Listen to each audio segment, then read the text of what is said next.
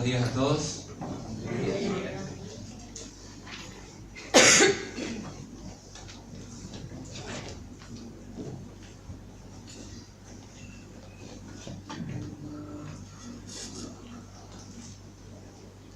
Este libro, la Biblia, lo tenemos todos, o por lo menos tenemos acceso todos a tener uno, si no lo tenemos.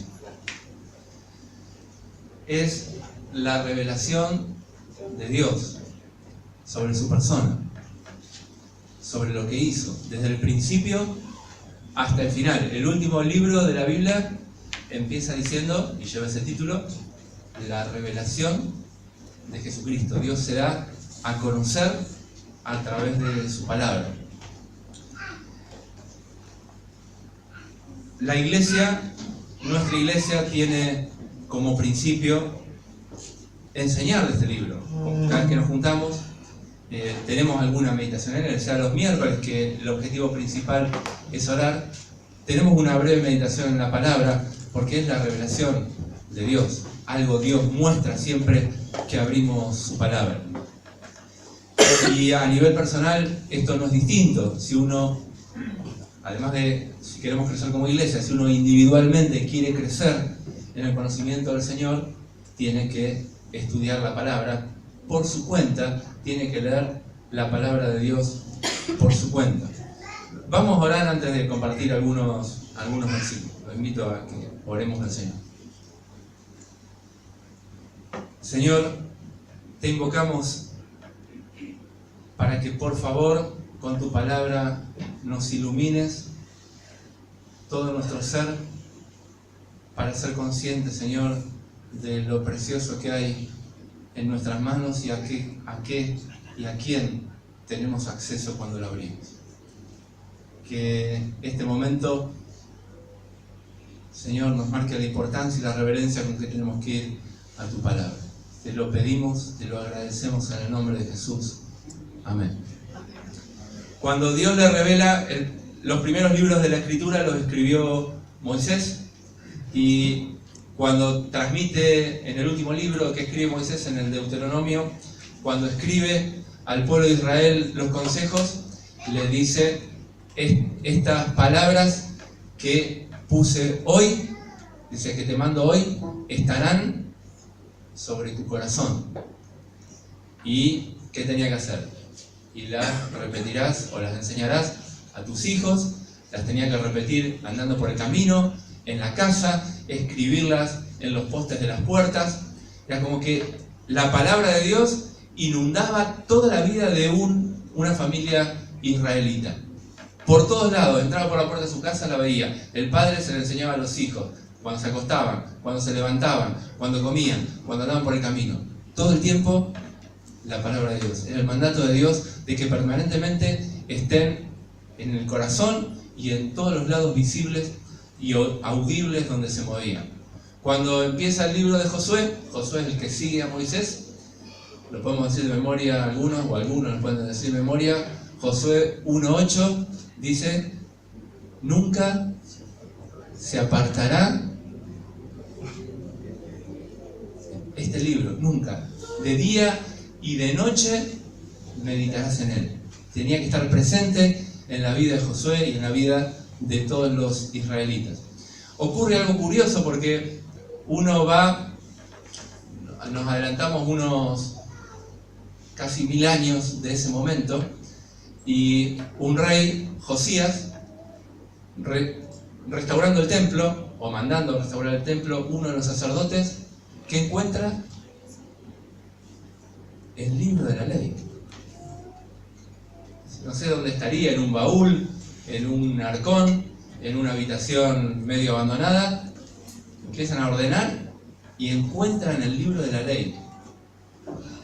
El sacerdote se lo da a un escriba, el escriba lo lleva al rey y dice: el sacerdote me dio un libro. Y lo empieza a leer delante del rey, y el rey, al escuchar lo que estaba escrito, parte de lo que acabamos de recordar, que Dios le manda a Moisés, que Dios le manda a Josué, él se rasga las vestiduras porque sabe que no hicieron nada, absolutamente nada, de lo que este libro mandaba hacer a todos los israelitas. y se humillan delante de Dios, le piden perdón, pero el Señor dice, bueno, igual lo que está decretado en este libro que va a venir sobre este pueblo, igual va a venir. No va a venir en tus días, pero va a venir. Y celebran la Pascua. La Pascua es la fiesta judía por excelencia, donde recuerdan la salida de Egipto, y no la habían celebrado desde hacía casi 400 o 500 años. ¿Se imaginan? 400, 500 años sin celebrar los judíos la Pascua, hasta que la vuelven a celebrar en los días de Josías. Bueno, son llevados en cautiverio los israelitas, vuelven después de 70 años, Esdras vuelve a leer la ley delante de todo el pueblo, y cuando leen la ley se conmueven otra vez por leer este libro que lo tenían abandonado. Y celebran la fiesta de los tabernáculos, que no la celebraban, está escrito acá, está mandado en la ley, pero no la celebraban desde hacía aproximadamente 1000 años, desde la época de Josué. Este libro en el que tenían que meditar todos los días, lo van descubriendo después de cientos y miles de años, lo vuelven a leer y vuelven a descubrir que había cosas que no estaban poniendo por obra. El Señor Jesucristo, cuando viene a la tierra, dice, yo no vine a abrogar lo que está escrito, sino que lo vine a cumplir. Y cuando habla de las enseñanzas de los fariseos, dice, todo lo que ellos les enseñen, háganlo, porque ellos enseñan lo que dice la ley de Moisés. Solamente no hagan como ellos hacen, porque ellos no hacen lo que enseñan. Dice, ustedes hagan lo que ellos enseñan. Y el Señor mandó varias veces a escudriñar las Escrituras. ¿Alguien sabe qué significa la palabra escudriñar? Investigar. Bien, investigar, examinar exhaustivamente, con detalle, ¿no? Bueno, eso manda el Señor, a que este libro lo escudriñemos la palabra de Dios. Es un mandato. Cuando Pablo iba en sus misiones y predicaba en la ciudad de Berea, dice que los creyentes de ahí, los que escucharon la palabra, que eran más nobles que los de la ciudad anterior donde había predicado Pablo, fueron a la Escritura a ver si lo que enseñaba Pablo estaba bien, si era así o no lo que había enseñado Pablo. Lo corroboraban con la Escritura. Si no tuviéramos este libro, perderíamos la guía para todo, para discernir espiritualmente un montón de cosas. Pedro dice, cuando escribe su segunda carta, él dice, nosotros vimos al Señor Jesús, les enseñamos las cosas que les enseñamos, no como viendo el oído, sino que nosotros mismos vimos su propia majestad. Porque cuando estuvimos en el monte de la transfiguración, nosotros vimos su majestad, vimos quién era, vimos cómo se transformó delante nuestro. Pero a pesar de eso, dice Pedro, dice, tenemos la palabra profética más segura, esto, la palabra de Dios, a la cual hacemos bien en estar atentos, como una antorcha que alumbra en lugar oscuro. Eso es la palabra de Dios y eso es lo que nos hace. Más allá de las revelaciones particulares que han tenido los hombres de Dios a lo largo de la historia, ellos mismos nos dicen, acá hay una antorcha que ilumina los lugares más oscuros del alma. Pero convengamos, no sé si a ustedes les ha pasado, que leemos este libro y a veces no entendemos. ¿Les pasó alguna vez? A mí me pasó. Leemos y no entendemos nada, o entendemos poco. Entonces yo les voy a dar 7 formas de ir a la Escritura para no entender nada. Son consejos para no hacer, obviamente. Pero la misma palabra nos advierte que si vamos de algunas maneras a la Escritura, por más de que esta es la Escritura, por más de que es la revelación de Dios, por más que es una antorcha que alumbra en el lugar oscuro, por más que dice de ella misma que ilumina nuestro camino, uno puede ir a este libro y no sacar absolutamente nada de acá. Entonces vamos a leer estos 7 no consejos de cómo ir a la Escritura para no entender nada. Isaías capítulo 29.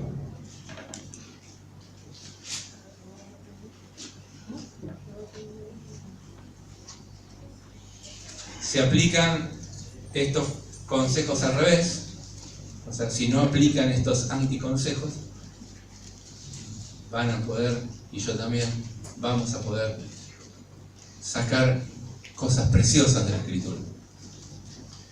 Isaías capítulo 29, son vamos a ser rápido con estas 7 maneras de ir a la Escritura para no obtener nada. La primera es ir con hipocresía a este libro. Isaías 29, capítulo 29, versículo 11 dice: o será toda visión, y acá tenemos visiones que Dios dio a sus hombres, o será toda visión como palabras de libro sellado, el cual, si le dieren al que sabe leer y le dijeren, tomá, lee esto, él va a decir, no puedo, está sellado, no lo puedo leer, puedo entender lo que dice. Y si dice el versículo 12, si le diera el libro al que no sabe leer, diciéndole, lee ahora esto, dirá, no sé leer. Dice pues el Señor que eso va a ser así, porque este pueblo se acerca a mí, con su boca y con sus labios me honra, pero su corazón está lejos de mí. Su temor de mí no es más que un mandamiento de hombres que les ha sido enseñado.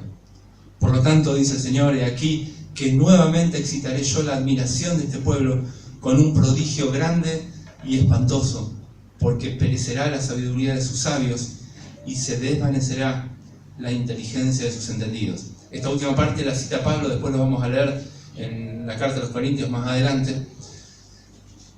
Pero la parte anterior que leímos, se la cita el Señor a los fariseos, que conocían muy bien este libro, pero iban a este libro hipócritamente. Iban a leerlo para cumplir con un ritual, con una ceremonia, con una liturgia. En nuestra vida cristiana podemos decir con el devocional, ¿no? Que lo tenemos establecido, nos levantamos a la mañana, vamos y leemos la Biblia, pero a veces lo hacemos, como dice acá, por costumbre, como algo transmitido como tradición, pero el corazón está lejos de Dios. Entonces, si vamos de manera hipócrita, ¿qué vamos a obtener de la Escritura? Nada. Bueno, ese es el primer no consejo. Segundo, Isaías 58. Vamos a ir avanzando, están en el orden en que van apareciendo, en el orden que tenemos actualmente ordenada la Escritura. Isaías 58, versículo 2. La otra forma es ir a este libro como si no fuéramos pecadores. Este libro es la revelación de un Dios santo y nosotros somos pecadores. Y no podemos ir a este libro, que es ir a la revelación de Dios, como si no hubiera un problema entre Dios y nosotros, como si estuviera todo bien. Bueno, dice el versículo 2, Dios le dice al pueblo de Israel, me buscan cada día, realmente lo buscaban, quieren saber mis caminos, pero dice que lo quieren hacer como gente que hubiese hecho justicia, como gente que no hubiera dejado la ley de su Dios. Me piden juicios justos, dice Dios, y quieren acercarse a Dios. Si queremos recibir algo de parte de Dios, acercarnos a Él a través de la palabra, y vamos como si no fuéramos pecadores, lo que dice Dios es que Él no nos va a dar absolutamente nada. Tenemos que ir con esa conciencia de que somos pecadores y estamos por entrar cuando vamos a la palabra, a la presencia de un Dios santo. Mateo capítulo 11.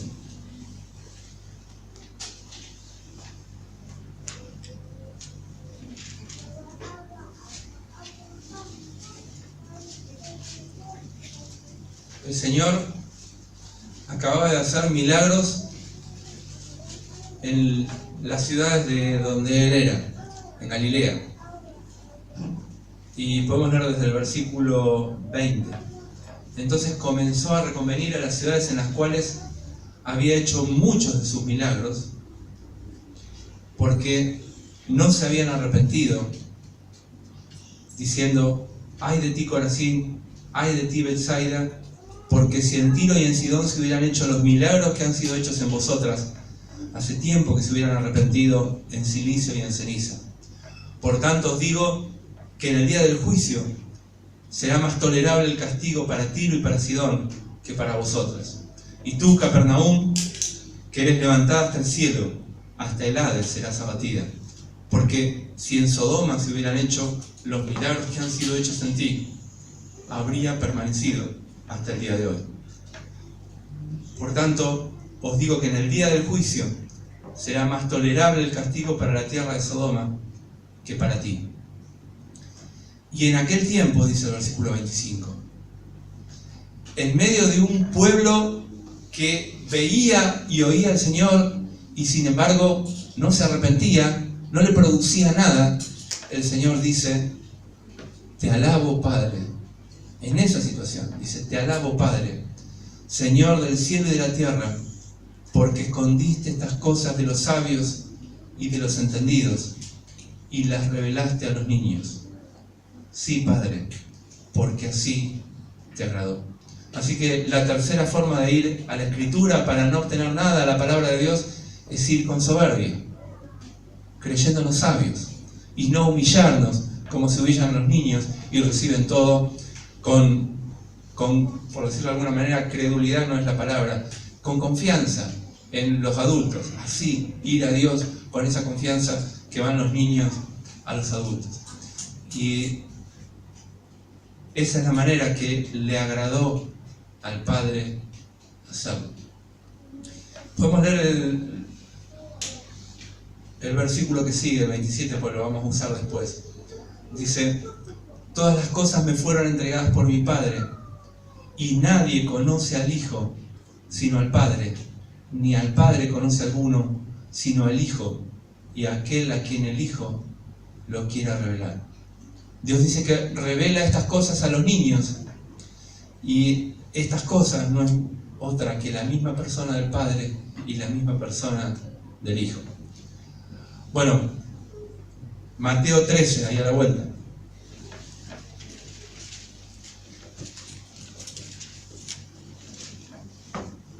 Bueno, entonces, si no quieren sacar nada de la Escritura, es ir con hipocresía, ir como si no fuéramos pecadores, ir con soberbia, y ahora ir sin ser discípulo de Cristo.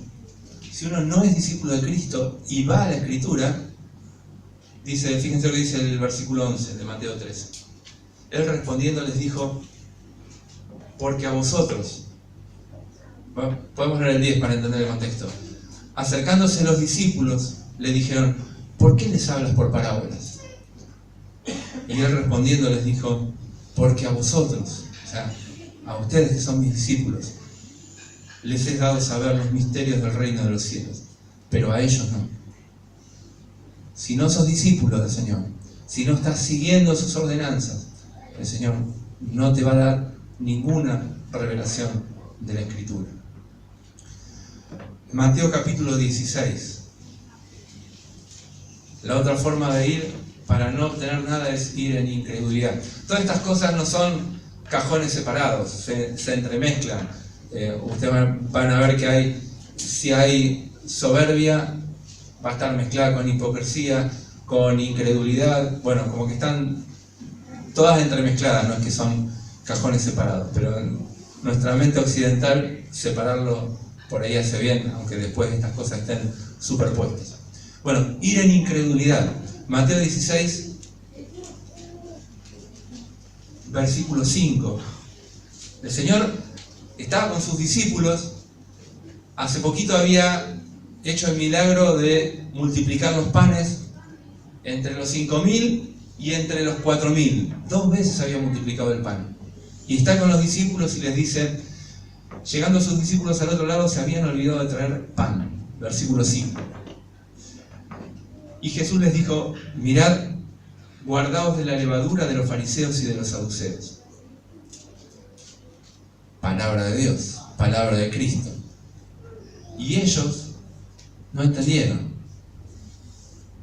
¿Por qué no entendieron? Dice el versículo 7, ellos pensaban dentro de sí diciendo: esto dice porque no trajimos pan.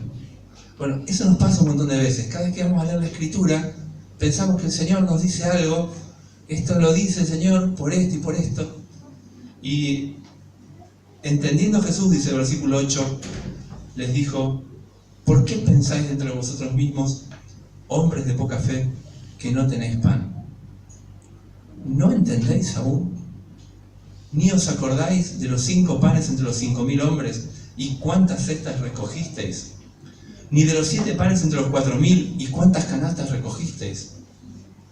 ¿Cómo es que no entendéis que no fue por el pan que os dije que os guardaseis de la levadura de los fariseos y los saduceos? Entonces entendieron, dice el versículo 2, entonces entendieron lo que el Señor les había dicho. Si vamos en incredulidad a la palabra de Dios, hay cosas que no vamos a entender. Bueno, sexta cosa o sexta manera de ir a la palabra para no entender nada es ir con inmadurez. Hebreos 5.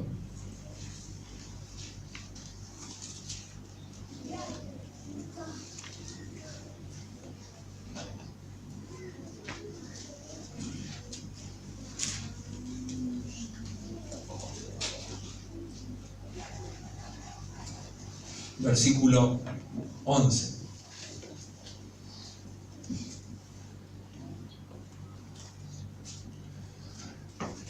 Dice, acerca de esto, escribe el autor de Hebreos, que yo creo que es Pablo, pero preguntaremos cuando vayamos al cielo. Acerca de esto tenemos mucho que decir y difícil de explicar, y acá dice, por cuanto os habéis hecho tardos para oír. Lentos para oír quiere decir que oís, pero tardás un poco en aplicarlo, no lo aplicás instantáneamente. Entonces dice el versículo 12, porque debiendo ser ya maestros, había pasado un tiempo, y un creyente después que pasa un tiempo, tiene que estar en condiciones de poder enseñar a otros. Dice, debiendo ser ya maestros, tenéis, después de tanto tiempo, tenéis necesidad de que se os vuelva a enseñar cuáles son los primeros rudimentos de las palabras de Dios, y habéis llegado a ser tales que tenéis necesidad de leche y no de alimento sólido. Haciendo la figura de que esto es alimento, los bebés necesitan leche y todavía no pueden comer alimento sólido, o el purecito, o que se lo tienen que procesar todavía. Dice, y todo aquel que participa de la leche, versículo 13, es inexperto en la palabra de justicia porque es niño, pero el alimento sólido es para los que han alcanzado madurez, y acá define cómo se alcanza la madurez. Dice, para los que por el uso tienen los sentidos ejercitados en el discernimiento del bien y del mal. Si el Señor nos da un poquito de discernimiento en la palabra cuando la leemos, ¿qué hay que hacer? Aplicarla. Y si en lo poquito que tengo de discernimiento lo aplico, lo pongo en práctica, por el uso lo ejercito, como dice acá, entonces el Señor dice, bien, buen siervo y fiel, sobre poco has sido fiel, te voy a dar un poquito más. Y así, Dios no, hay hermanos que quieren ir a ver cómo van a ser los detalles de la venida del Señor, y si va a venir en este momento, en otro momento, y cómo va a ser en el milenio, y cómo va a ser la vida en el cielo, y todavía le andan mintiendo a la mujer, o andan maltratando a los hijos. Dicen, pero ¿para qué quieres saber la escatología si Dios te mostró lo más sencillo y vos todavía no lo aplicaste? Bueno, no vamos a entender nada si lo poco que entendemos no lo vivimos. Decía Samuel Clemens, no me preocupan los pasajes de la Biblia que no entiendo, sino los que sí entiendo, porque de esos Dios me va a pedir cuenta, ¿no? De esos que los entiendo y tengo que aplicar. Bueno, así que ir con inmadurez, sin aplicar lo que ya sé. Y por último, yo le puse ir naturalmente, este lo dejé para el final. Vamos a ver un poquito más ahí. Primera carta de Pablo a los Corintios, capítulo 1. Versículo 18.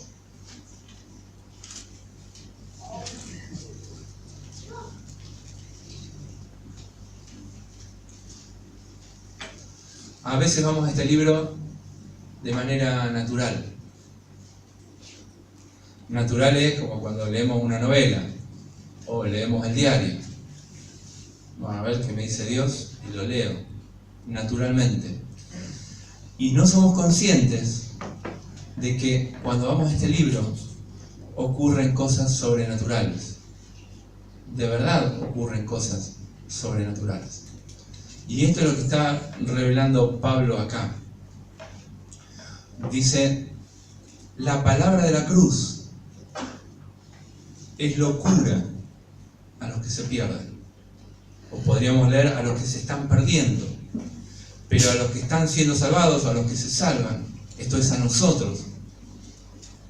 Este libro es poder de Dios. Tiene poder. Tiene poder. Hace cosas adentro de nuestra vida. Tiene poder. No podemos ir naturalmente a este libro. La palabra de la cruz, hace poquito recordamos la cena del Señor con los símbolos. Es una locura. Una locura. Un Dios que se hizo hombre. Que vino a un pueblo de los más insignificantes de la tierra. Y dentro de ese pueblo a una región particularmente menospreciada dentro del pueblo de Israel, a la región de Galilea. Ahí se crió el Señor. Y fue menospreciado por los gobernantes de ese pueblo insignificante, de los judíos. Lo rechazaron, lo menospreciaron, lo crucificó el Imperio Romano. Y ese que está crucificado ahí, humillado de la manera más vergonzosa que se podía humillar a una persona en esa época, ejecutado como un criminal, ese decimos, ese es nuestro Dios. En primer siglo de Roma hay, es una pena que no la hayamos traído se me pasó ese detalle, para mostrarla acá. Hay un graffiti, había grafitis en antes del año 100 antes de Cristo, en una pared de Roma, donde dice, no me acuerdo el nombre, un nombre griego de una persona adorando a Dios, o tal persona, por ejemplo, Anexémanos o algo así, no me acuerdo ahora el nombre, adora a Dios. Y está en una cruz, una figura humana con una cabeza de burro, y el cristiano, obviamente en tono de burla, adorando a ese hombre con cabeza de burro crucificado. En sorna, porque esa es la locura que el mundo ve cuando ve lo que hacemos nosotros. No sé si les ha pasado, uno trata de predicar el evangelio a personas del entorno y le dicen, para mí todo eso que me estás contando es un cuentito. Es un cuentito, así con ese menosprecio, con esa sorna. No puedo creer eso. Bueno, la palabra de la cruz y cada cosa que dice esto es locura para los que se pierden. Es algo sobrenatural. Si uno no va con las condiciones adecuadas, de las cuales vimos algunas, entonces uno se pierde acceso al poder que este libro quiere desparramar en nuestra vida. Bueno, podemos leer un poco más. Pablo cita acá, versículo 19, el primer versículo que leímos en Isaías. Destruiré la sabiduría de los sabios y desecharé el entendimiento de los entendidos. ¿Dónde está el escriba? ¿Dónde el disputador de este siglo? ¿No enloqueció Dios la sabiduría de este mundo? Porque ya que en la sabiduría de Dios el mundo no conoció a Dios, mediante la sabiduría agradó a Dios salvar a los creyentes por la locura de la predicación.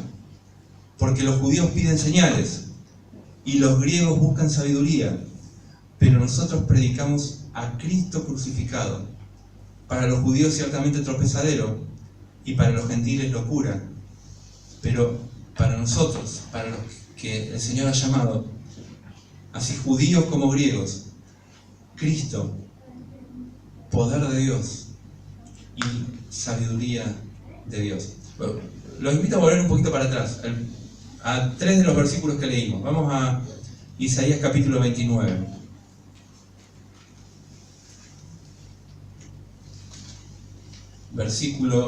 Quiero releer el 11 y el 14.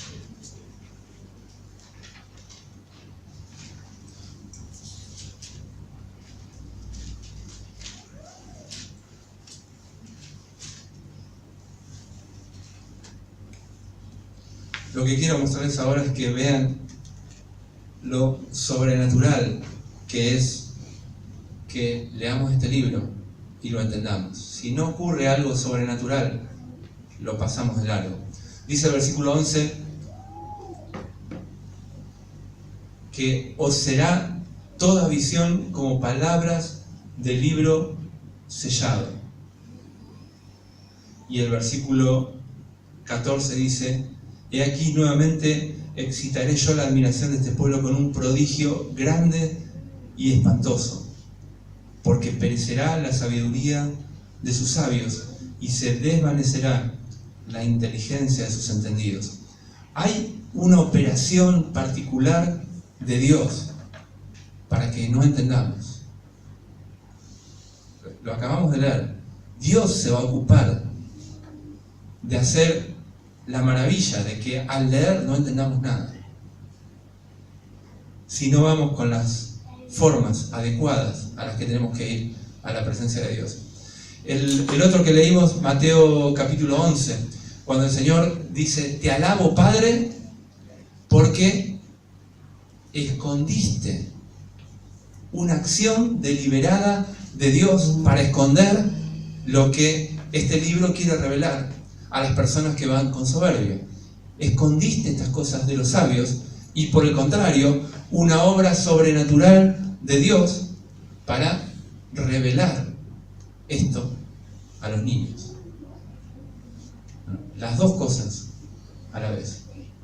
Y Mateo 13, versículo 11.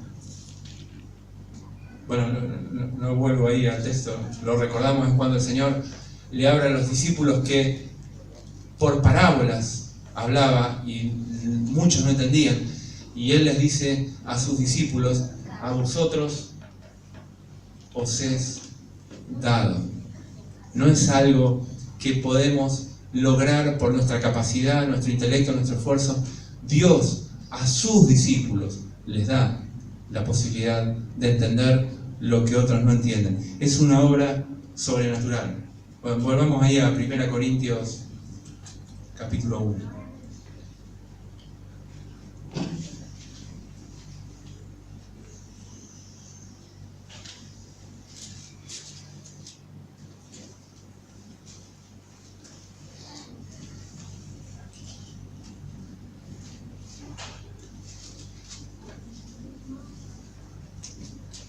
Vamos al capítulo 2. Por ahorrar tiempo no voy a leer todo el texto corrido, pero el contexto tiene que ver con todo esto. Vamos al versículo 9 del capítulo 2. Antes bien, como está escrito, cosas que ojo no vio, ni oído oyó, ni siquiera subieron en la imaginación, en el corazón del hombre, son las que Dios ha preparado para los que le aman. Pero Dios nos las reveló a nosotros por su Espíritu. Porque el Espíritu todo lo escudriña, aún lo profundo de Dios. No, imagínense una situación de entre casa donde uno mira a la esposa y la esposa no le habla y uno intuye que está pensando algo. O al revés, la esposa mira al esposo y ¿qué estás pensando? ¿No? Y la otra persona puede decir las palabras, pero no sabemos lo que está pensando. No sabemos en qué rincones de su pensamiento, de su ser anda examinando. Y acá dice que las cosas más profundas de Dios, los pensamientos más difíciles de acceder de Dios, son conocidos solo por el Espíritu de Dios. Dice eso el versículo 11. El Espíritu todo lo escudriña, aún lo profundo de Dios.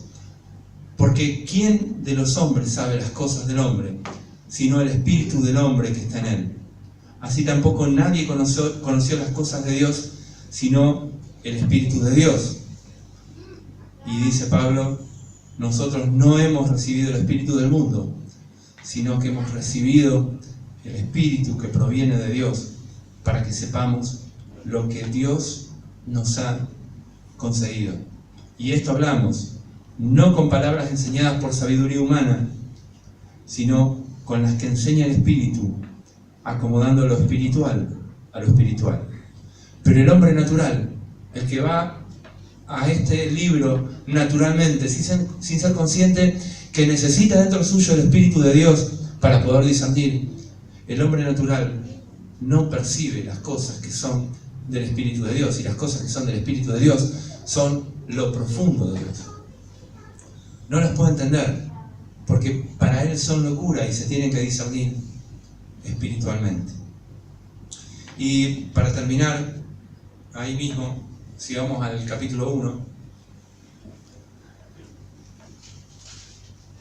el Señor, cuando invita a considerar la Escritura, les dice a los judíos: escudriñad las Escrituras, porque, no sé si se acuerdan cómo termina la frase, porque ellas dan testimonio de mí. Juan 5:39.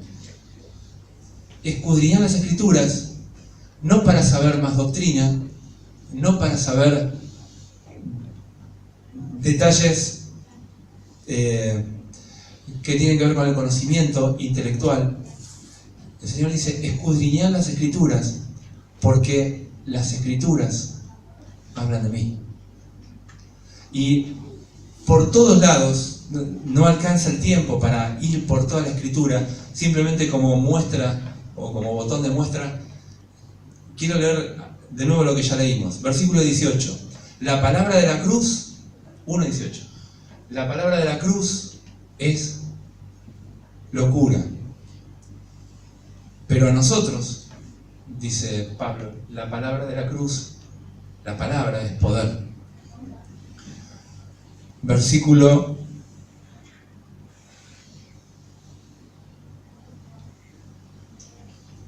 21. Ya que en la sabiduría de Dios el mundo no conoció a Dios mediante la sabiduría, agradó a Dios salvar a los creyentes por la locura de la predicación. Esta predicación, esta palabra, es locura para algunos, pero para Dios es sabiduría. Entonces yo quiero que vean que en estos dos lugares leímos que la palabra es poder y que la palabra es sabiduría. Y en el versículo 24 dice: Cristo es poder de Dios y Cristo es sabiduría de Dios. Cada cosa que revela la palabra es la misma persona del Señor Jesucristo. Uno va al Antiguo Testamento y lee de la viña y de la vid que Dios trató con tanto cuidado, y está hablando del pueblo de Israel, pero cuando viene el Señor dice: yo soy la vid verdadera. Cada detalle está hablando del Señor Jesucristo. Israel es visto como un hijo, y cuando llega el Señor Jesucristo, el Padre dice: este es mi hijo amado, en quien se deleita mi alma. Cada detalle de la Escritura es para revelar a Cristo. Y para examinarnos hoy, los que estamos acá, yo no sé si todos somos del Señor, pero quiero leer el versículo 11 del capítulo 5 de la primera carta de Juan. Se lo dije a Ana en el orden más incómodo para buscar. Primera carta de Juan, capítulo 5.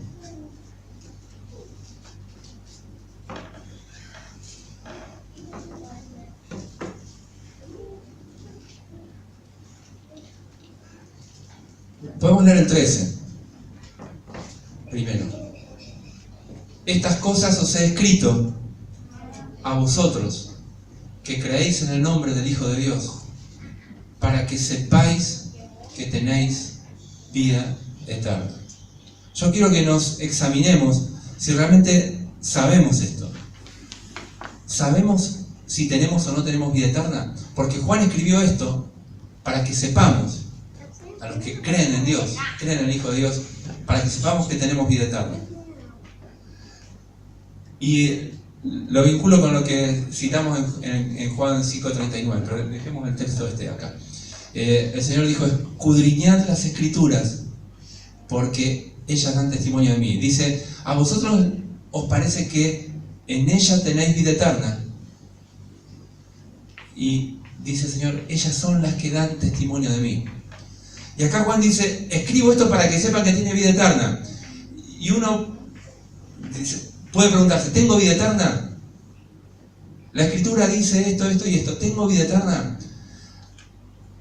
Y fíjense lo que dice inmediatamente antes Juan. Este es el testimonio, versículo 11, que Dios nos ha dado vida eterna.